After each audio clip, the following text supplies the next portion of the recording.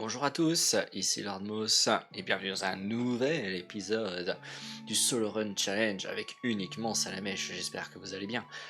La dernière fois nous avions terminé notre farm, nous avons fini niveau 61 et je pense qu'on est capable de finir le conseil des 4 avec ce level.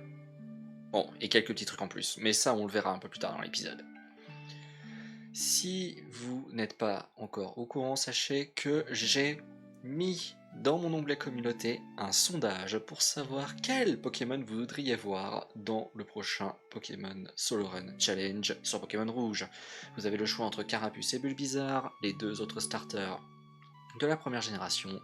Dites-moi qu'est-ce que vous auriez envie de voir et également en commentaire quel Pokémon vous voudriez peut-être voir pour d'autres challenges sur cette même version.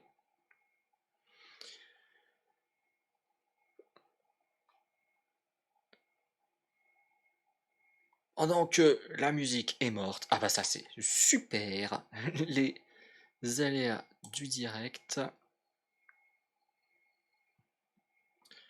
On va essayer de recharger.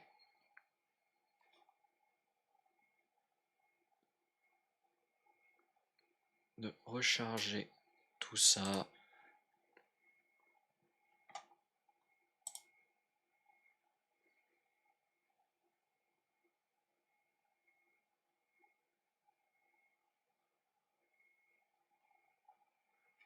Voilà, un peu de difficulté sur internet, vous l'avez peut-être vu dans le dernier épisode où je cherchais des informations sur, voilà, sur le wiki et que malheureusement le wiki n'était pas très conciliant, mais c'est pas grave, j'avais trouvé un moyen alternatif. Voilà, on y est. Et bien c'est parti. Je vais juste encore faire une petite modification. Comme je l'avais dit dans le précédent épisode, je vais baisser la vitesse de jeu pour un petit bon. On a le temps. On a un épisode entier pour faire le conseil 4. On a le temps. On n'est pas besoin de se presser.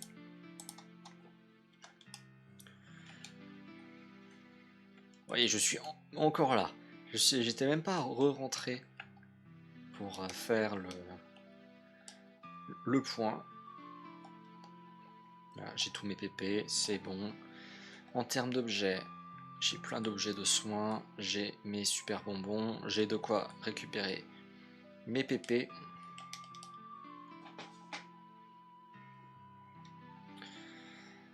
Il est temps, on va foncer.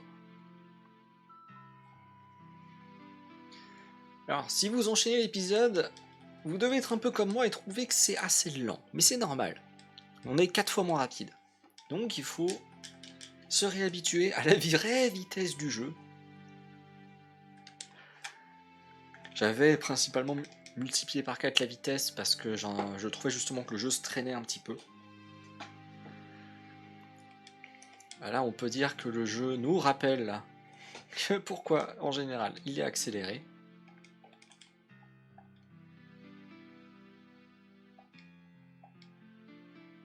Ah, il m'a baissé d'un niveau, je suis à plus 3. Parfait, je suis à plus 5, ça devrait être suffisant. Et j'ai raté mon premier Ultima Washi. Il fait repos, ça me va. On va même en profiter pour se mettre à plus 6. Puisqu'il va dormir 2 tours. Pour être plus exact, il va dormir un tour et il va se réveiller au tour suivant. Mais c'est comme s'il était immobilisé pendant 2 tours.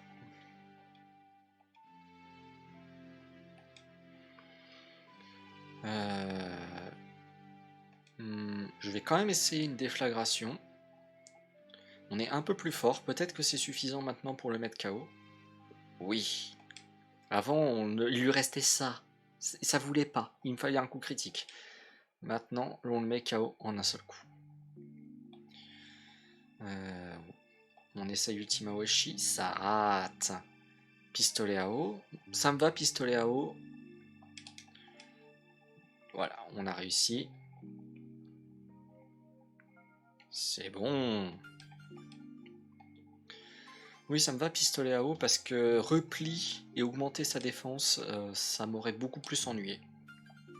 On va faire un petit tunnel.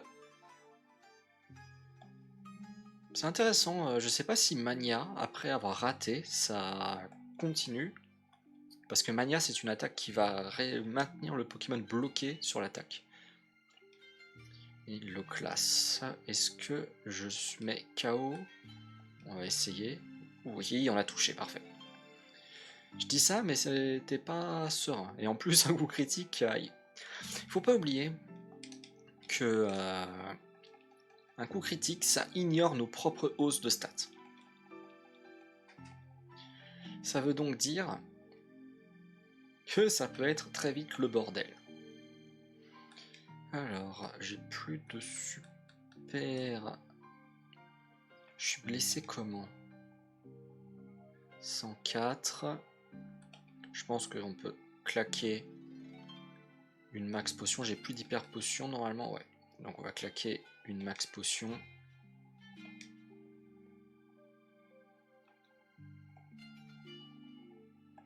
Et on va sauvegarder au cas où. Si jamais ça ne passe pas parce que j'ai pas récupéré de PP. Pour les élixirs, on va quand même être très prudent. Parce que si jamais ça passe pas, les élixirs, je peux pas en acheter. Donc ça pourrait être très compliqué. Donc on va essayer de les temporiser un maximum au cas où si jamais ça se passe pas bien.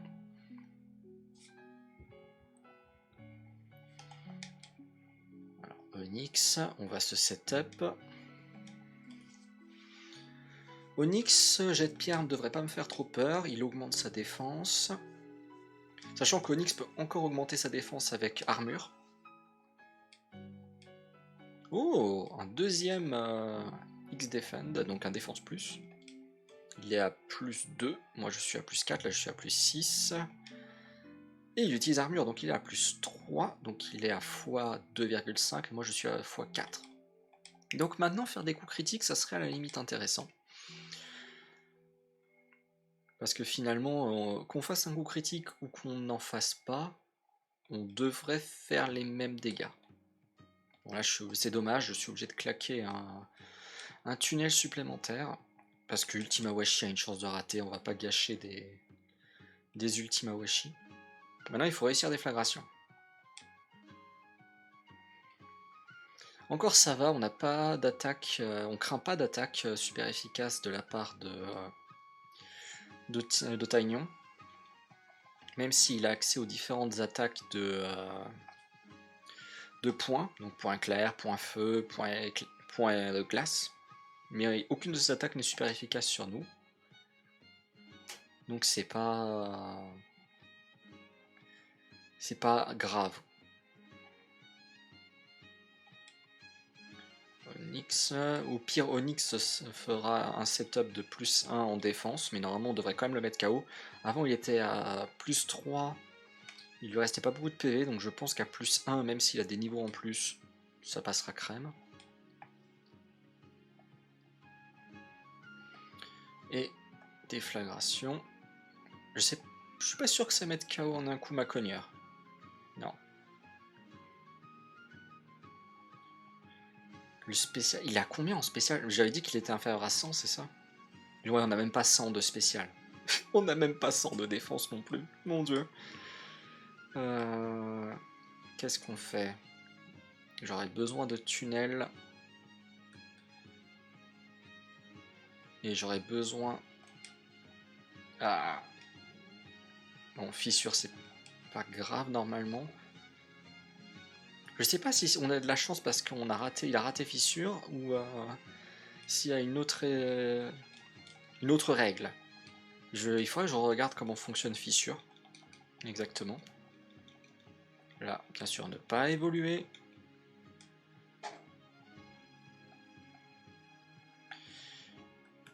Je vais regarder. On a combien? Alors qu'on n'est plus d'Ultima Washi, c'est pas grave. J'ai 6 tunnels. et j'ai 2 déflagrations. Donc ça peut passer. J'ai pas été blessé, donc j'ai pas besoin de me soigner, ce qui est bien. Ça permet d'économiser des objets de soins au cas où.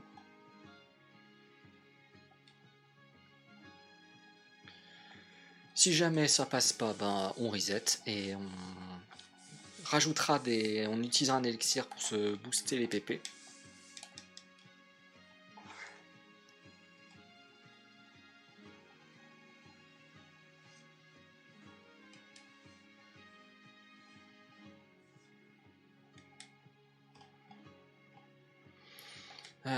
Je sais plus à combien je dois me booster. Je crois que j'ai pas regardé à combien je dois me booster. Je crois que je peux me booster juste 2 fois. Ça devrait être suffisant. Ok, parfait. Maintenant, il faut pas qu'il me fasse hypnose ou onde folie. Il a fait hypnose et il a réussi hypnose. Ah, il a réussi hypnose. Bon bah, il va falloir attendre. Un tour de sommeil. Des vos rêves. 50 PV. 2 tours de sommeil.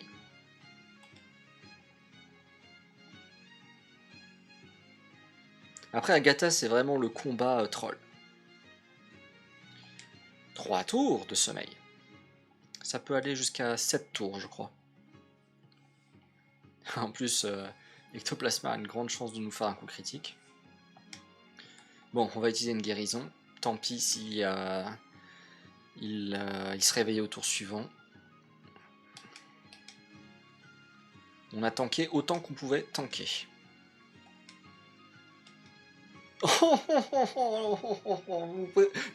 Vous pariez combien qu'elle va me mettre Nosferalto? Et voilà, Nosferalto.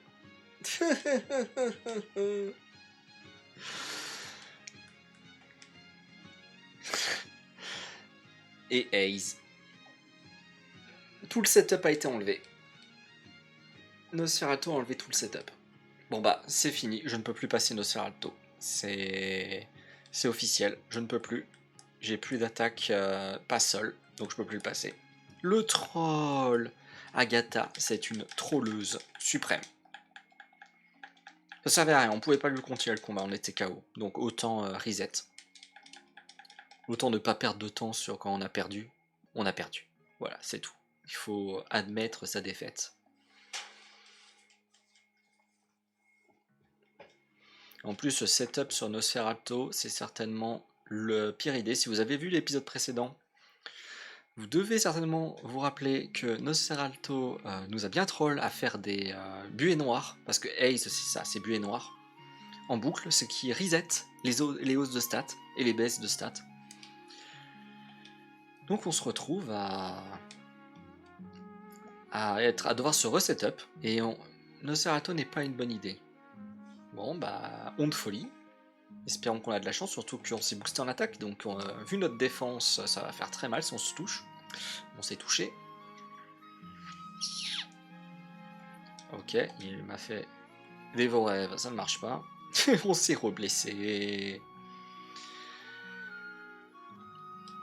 Allez, s'il te plaît, arrête, arrête. Mon Dieu. Et bien sûr. Comment ça s'appelle? C'est Ténèbres dans les premières générations, c'est devenu Ombre Nocturne, je crois. Ombre Nocturne maintenant. Attaque qui fait en dégâts le nombre exact de PV, de niveau du Pokémon qui l'utilise. Donc on se prend... Combien? J'ai oublié, 56 PV à chaque attaque.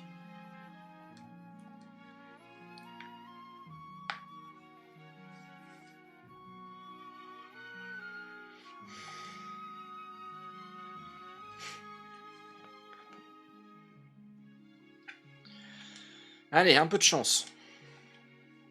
Un peu de chance. On avait de la chance lors du dernier épisode. Mais visiblement, elle a envie de faire des hontes folies. Ça serait bien qu'on arrête de se blesser. Parfait. Bon, on peut l'attaquer maintenant. Maintenant, il faut juste pas se rater. Il a raté Hypnose. Allez, allez, allez. Yes! Allez, allez, allez. Yes! Voilà, on a réussi. Maintenant, il faut réussir à mettre KO Nosferalto. On a déjà fait 3 tours de confusion. Enfin, on a fait un tour de setup, un tour pour creuser, un tour pour attaquer. On a déjà fait 3 tours, ça devrait bientôt être fini. Oui. Et on a réussi. Est-ce que c'est suffisant pour mettre KO en un coup Nosferalto? Non. Il est brûlé. Il me fait honte folie.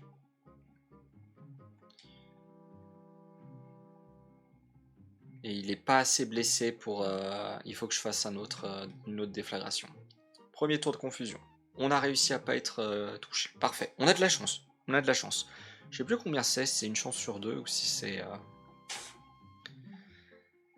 ou si c'est moins. Allez, deuxième tour. Il lui reste 3 Pokémon, donc il faut réussir les 3 prochains tunnels, sinon on arrête, on recommence. Hypnose a raté. Deuxième chance. Oui, on a réussi. Hypnose va forcément rater. Je ne suis plus confus, donc on va réussir. Et je voulais regarder la confusion. À combien c'est en première génération? On passe niveau 63, parfait.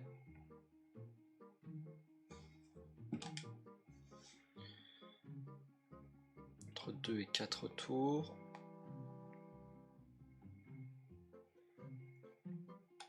On refait tunnel. Désolé, je regarde en génération. 50% de chance de se mettre des dégâts. Sachant bien sûr que les dégâts utilisent notre propre stack d'attaque sur notre propre stack de défense. Donc être boosté en attaque veut dire que la confusion fera plus de dégâts. Donc c'est vraiment pas ouf pour nous, surtout avec un Pokémon qui va se setup. Ouh! Ectoplasma est plus rapide que nous. Normalement, on devrait plus être dépassé par aucun Pokémon avec les niveaux qu'on va prendre avec les super bonbons. Mais intéressant que niveau 63, on est toujours plus lent que Ectoplasma niveau 60. Bah voilà. Comme quoi, en bourrant, ça finit par passer.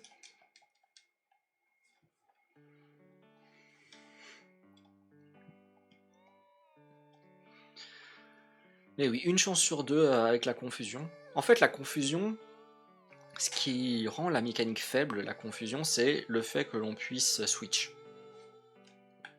Changer de Pokémon enlève la confusion.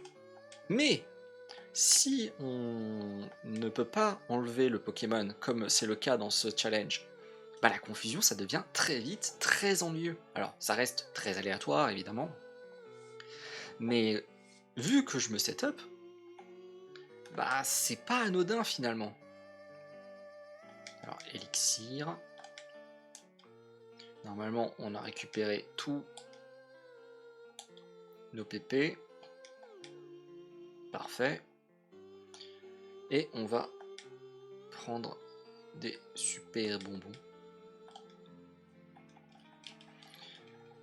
Alors, ça va être le fun, à devoir arrêter d'évoluer à chaque fois.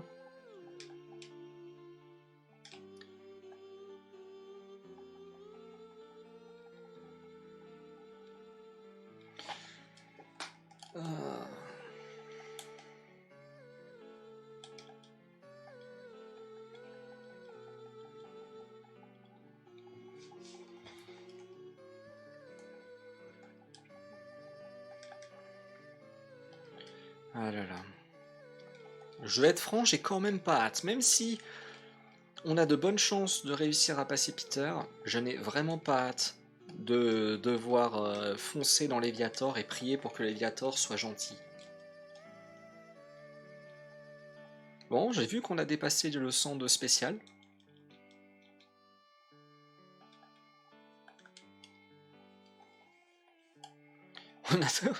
On va dépasser les 100 de défense, c'est bien aussi. Ça aura pris son temps.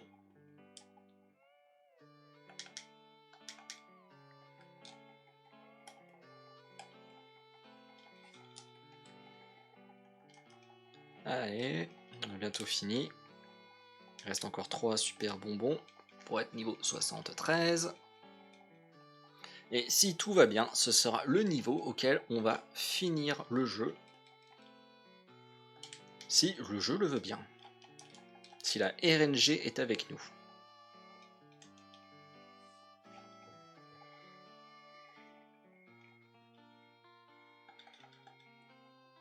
Hop. Et le dernier, super bonbon.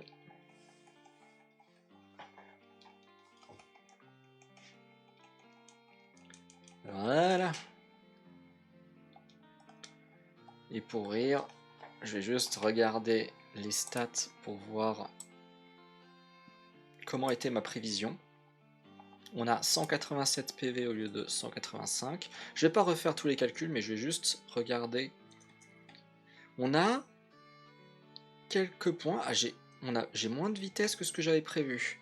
Bon, après, on devrait être plus rapide que Ptera dans tous les cas. On a un peu plus de points. Alors, peut-être que j'avais mal lu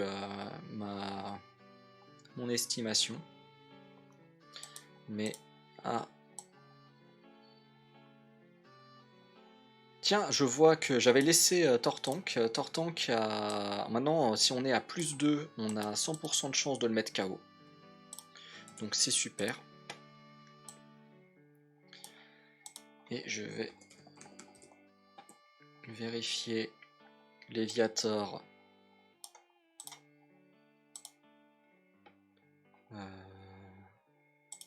120 x 2.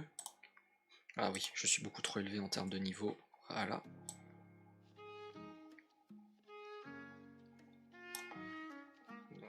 Maintenant, on pourra lui faire 206. Je suis désolé, mais j'adore les stats, donc ça me... Je me replonge dedans avec plaisir à chaque fois. À votre grand désarroi, je m'excuse. Profitez, on a le temps. On a le temps. 23K. On est quasiment à 60% de chance de le mettre KO en étant à plus 2. On a quasiment 60% de chance de le mettre KO en un coup en étant à plus 2 en attaque.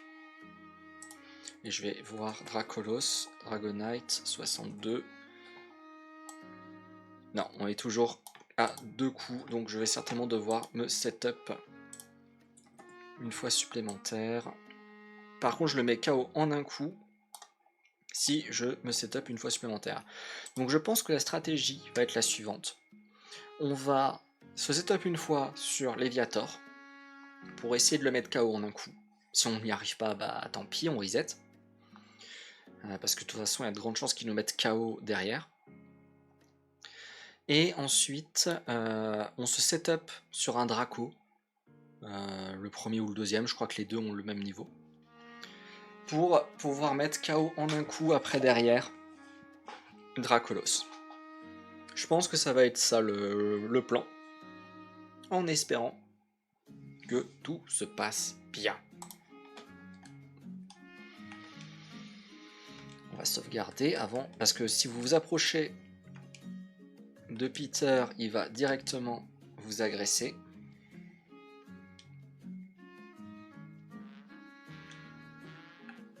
Je suis pas serein, on va sauvegarder encore une fois.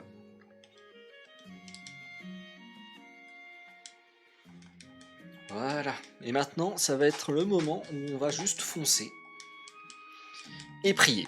Donc si vous voulez prier devant votre écran en espérant que j'y arrive, bah allez-y, envoyez-moi votre force. Faites-moi un Genki Dama, ça peut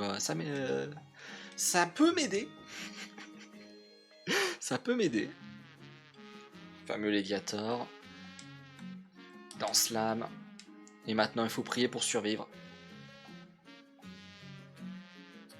Il avait 30% de chance de nous mettre KO dans mon estimation.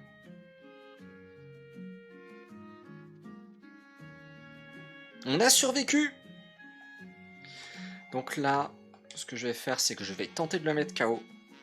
Si j'y arrive, je me soignerai au tour suivant sur Draco. Et voilà. Et on essaiera de se setup encore une fois. Raté. Et oui, raté. Et il a raté aussi. Si on s'était soigné, on serait full vie déjà. Mais on peut pas tout anticiper. Ok, donc on a eu les 60%. On va se soigner sur Draco. De toute façon, on n'a pas le choix. D'accord, il me fait hâte. Je sais pas s'il me dépasse maintenant. On va se setup une fois. Non, c'est moi qui est toujours plus rapide. Draco Rage, donc je vais prendre 40 PV. Ça va. Tunnel. Bon, normalement, on devrait pouvoir finir. Il faut juste... Oui. Ah, d'accord, on a une speed taille. Parce qu'il l'a attaqué avant moi, là, sur le tour de tunnel. Donc on était peut-être à une speed taille.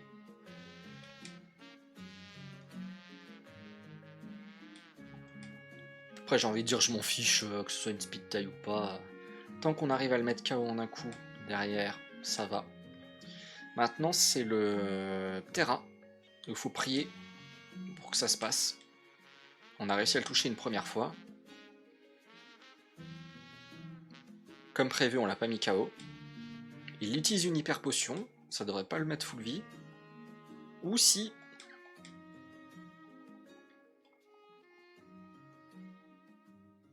Ok, pareil. Il utilise... Oh, il a raté Ultra Laser. Bon, bah ça, c'est super bien pour nous, parce que ça ne nous blesse pas, du coup.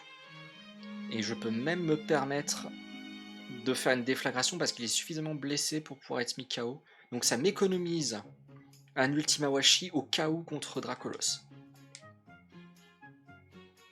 Et là, normalement, on met Dracolos KO en un coup, si on rate pas. Ok. Parce qu'il faut savoir que Dracolos, c'est le Pokémon...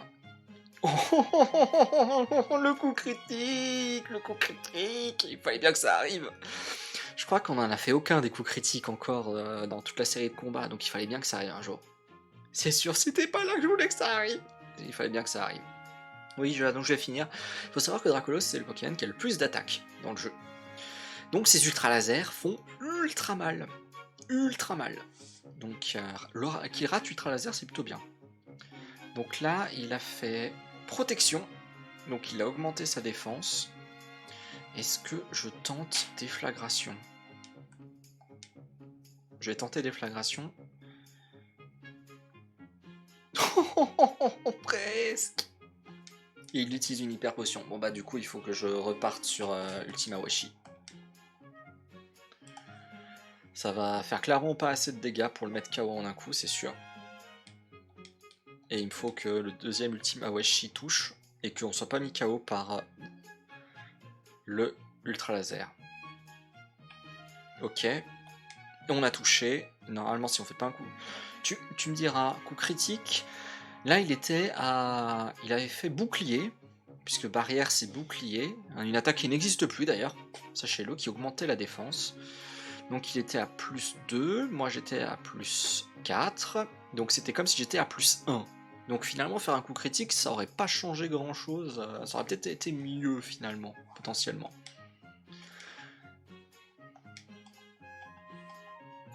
Mais c'est super, on a réussi à passer... Et d'un certain côté, je suis assez content, dans le sens où on a passé Peter avec le moins de farm nécessaire. On aurait peut-être pu ne pas être au niveau 61, mais peut-être être juste niveau 60 avant de commencer. Mais vu que ça roulait, bah, moi j'ai continué à le farm, j'allais pas m'arrêter là juste en disant bah non j'ai envie de m'arrêter là. Non, profitons-en. Le Pokémon il continue les combats, bah allons-y. Allons-y, allons-y. Donc c'était top. Et même niveau 73, Salamèche, je le rappelle, il a quand même encore 30%. Il était à combien d'ailleurs? En vrai. C'est vrai que j'ai pas calculé. On a le temps, je vais regarder. Si je prends Salamèche et que je le mets avec ses vraies stats ici, que je prends Léviator niveau 59 avec Hydrocanon, il avait toujours une chance de se faire OHKO. 194 pour 187. 194 pour 187. La probabilité était quand même vachement faible. Ouais, la probabilité avait gravement diminué. On n'était plus qu'à 9 sur 39 cas possibles. Donc 23% de chance. Donc il avait entre une chance sur 4 et une chance sur 5 de me mettre KO en un coup. À ça on rajoute la chance qu'il rate, etc. Donc c'est... Donc c'était quoi? C'était 23%, 23,1. Non, on va mettre 0,23,1 fois 0,8. Puisque 80% c'est la précision d'hydrocanon. Ça faisait 18,48% de chance de me OHKO. Donc c'était pas 0. Alors la probabilité était très faible, ne nous mentons pas, mais elle existe. Sans compter que ça compte pas du tout les coups critiques. Léviator est quand même un Pokémon qui est assez rapide. Donc la probabilité qu'il me fasse un coup critique est quand même assez élevée. Donc c'est pas anodin, c'était pas impossible qu'il me fasse un coup critique et que ça renforce encore les chances de se faire OHKO.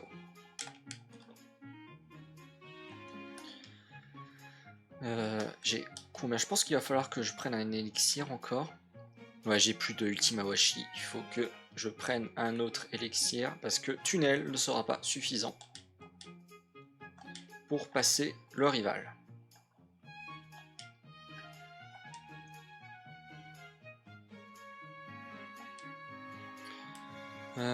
Sauvegarde.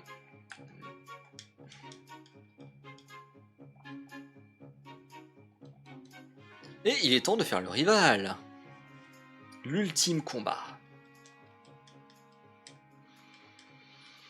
On va voir, on va essayer de se setup sur Roux Carnage. J'espère que ça va bien se passer. Parce que j'ai pas regardé Roux Carnage à quel point il peut me faire mal avec Piqué.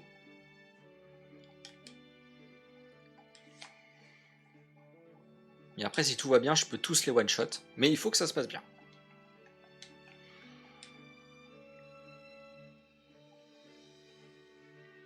Je sais plus à combien j'avais dit que c'était à plus 4 ou si c'était à plus 6. Je crois que c'était plus 4, donc 2 dans Slam. Là, s'il me faisait piquer, ce serait pas mal. Parfait, il me fait piquer. Donc il va pas me blesser. Maintenant, il faut que je touche. Ok, on a touché. Parfait. Normalement, si on fait pas un coup critique, ça le met KO.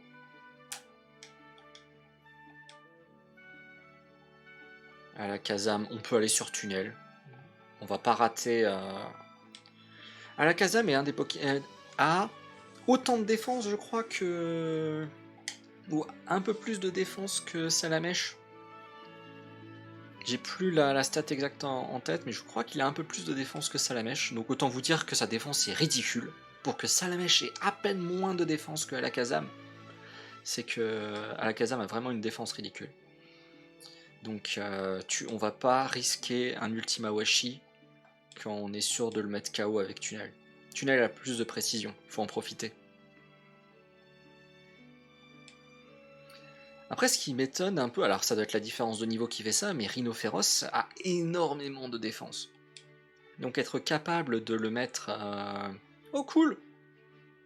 Je dois vous avouer que j'ai pas calculé par Pokémon le level up que ça me donnait, donc c'est cool.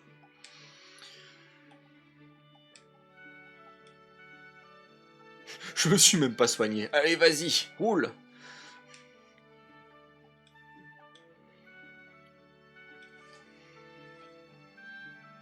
Au pire, j'utiliserai une guérison s'il m'endort. Si ça se passe pas bien, au pire, je ferai une guérison. Ok, maintenant, il faut espérer très fort que il ne me fasse pas un coup critique. Pour que Hydrocanon, pour qu'il ne me fasse pas Hydrocanon. Si je fais un coup critique, ou si je rate, J'ai raté. Et il m'a fait repli. Ok, donc on a un tour supplémentaire. Maintenant, je ne suis pas plus sûr de le mettre KO en un coup. Ok, le jeu veut pas que je finisse. Hydrocanon, je pense être mis KO là. Je me rappelle plus la probabilité, mais c'était une probabilité assez élevée. Et en plus, je suis blessé. Donc, ouais. Et un coup critique. Ok, le jeu m'a dit non. C'est un coup critique. Il va falloir recommencer. Dommage. On n'a pas eu de chance sur la fin. On pourra dire que j'ai Jinx. Mais c'est faisable, complètement. Il me faut juste de la RNG. Si la RNG est avec nous, c'est largement faisable. On a les probabilités qui sont dans notre sens. Donc il faut juste que la RNG soit de notre côté. Si elle est avec nous, ça passera. Le combat s'est vraiment très bien passé. Juste à la fin, on a raté 2 Ultima Washi. Il fallait pas rater le premier. On a eu la possibilité d'en faire un deuxième. Je suis pas certain que le fait de me soigner aurait beaucoup changé. Peut-être un peu quand même.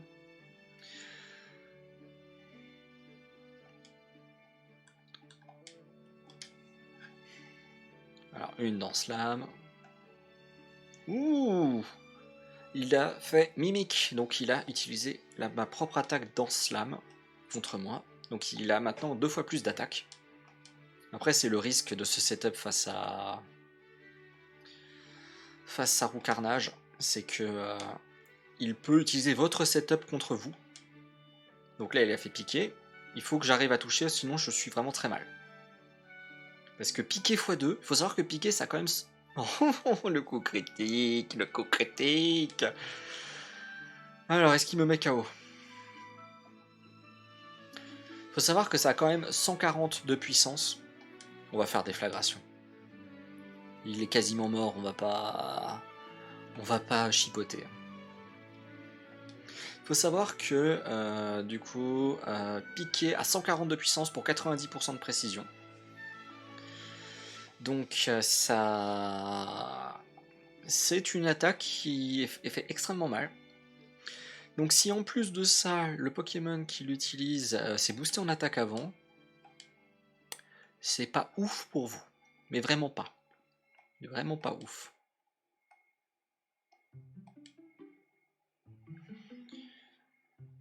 Après, piquer en général, c'est pas très joué en stratégie.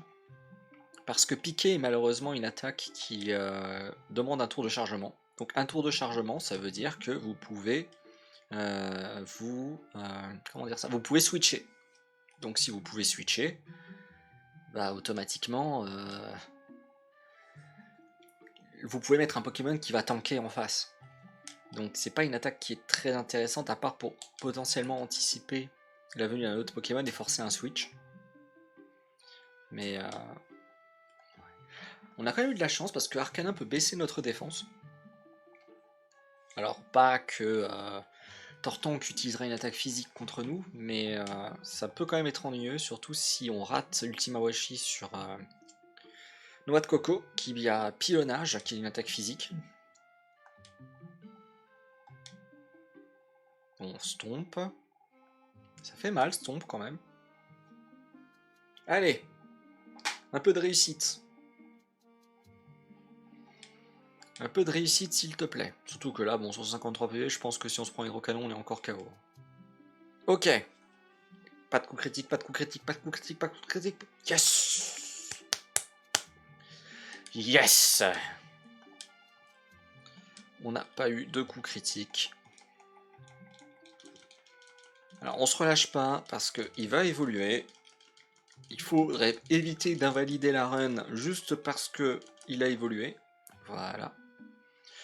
Et c'est bon, on a terminé Pokémon Rouge avec un Salamèche.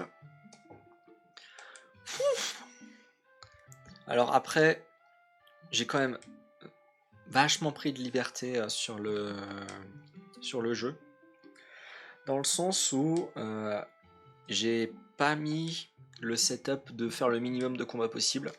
Après, je me suis limité quand même dans les combats. J'ai essayé d'être raisonnable en visant, en essayant en tout cas de viser le minimum que je pensais être le mieux pour pour qu'on ait le plus de chances possible sans pour autant être bon bah je me mets niveau 100 et puis voilà, c'est réglé.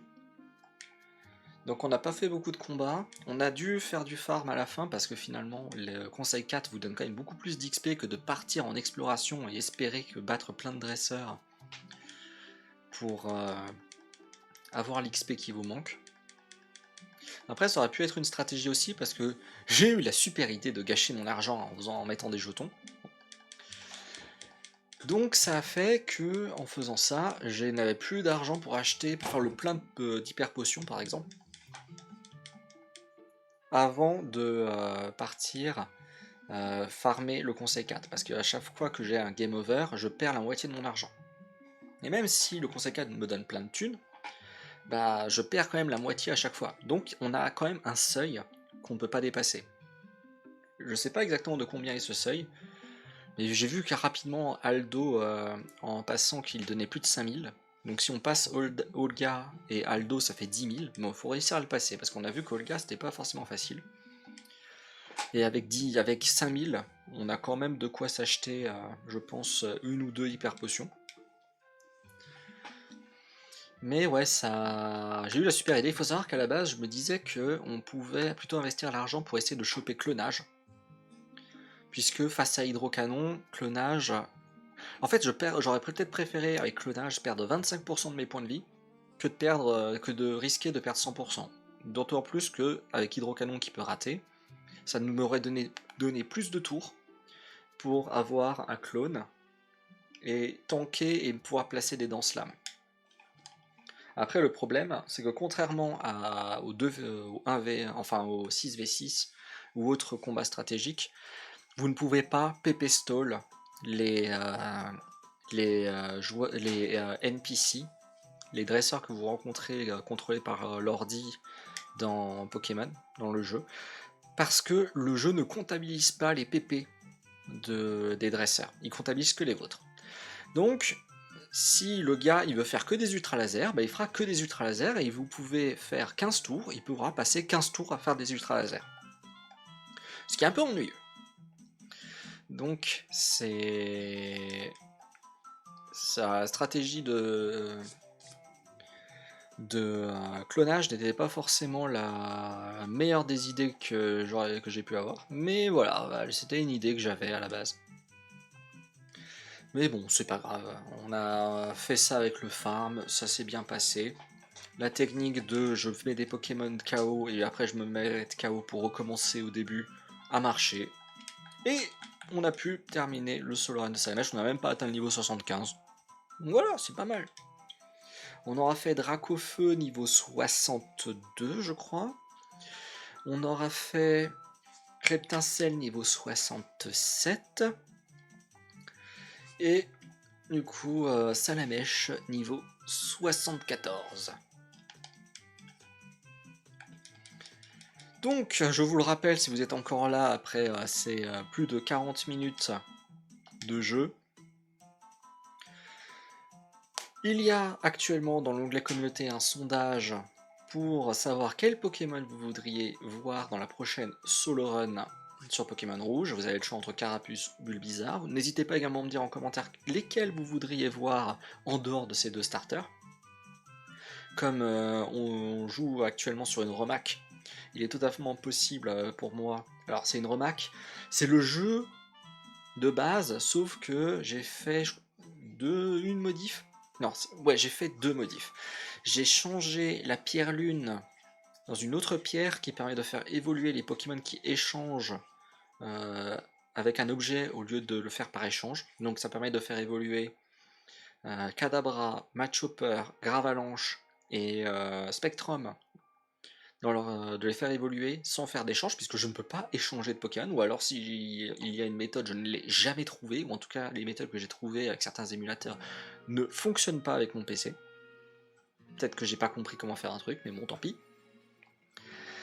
Et le deuxième changement que j'ai fait, c'est que j'ai changé tous les Pokémon qui évoluent avec des pierres évolutives, sauf Evoli, pour qu'ils évoluent tous avec une seule pierre. Ça, donc c'est quoi? C'est Caninos, c'est Goupix, c'est Coquillas, c'est Starry, c'est Pikachu, c'est Neneuf, c'est Boostiflore, et... Ah non, c'est Boostiflore, c'est Ortide. Et à ça, on rajoute les Pokémon qui volent avec une pierre lune, donc Rondoudou, Mélofée, Nidorino et Nidorina. Ils évoluent tous avec un seul objet.